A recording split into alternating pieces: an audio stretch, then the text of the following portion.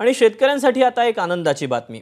खरीप हंगामातील 14 पिकांच्या हमीभावात वाढ करण्यात आली। केंद्रीय मंत्रिमंडळाच्या बैठकीत हा निर्णय घेण्यात आला।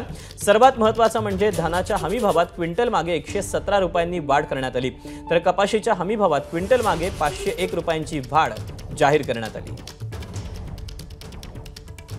पाहुयात एमएसपीत वाढ केल्यावर प्रमुख पिकांचे हमीभाव किती झालेत।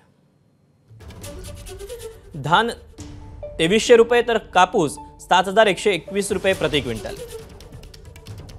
मका 2225 रुपये तर मूग 8682 रुपये, तूर 7550 रुपये तर उडीद 7400 रुपये, शेंगदाण्याचं तेल 6783 रुपये।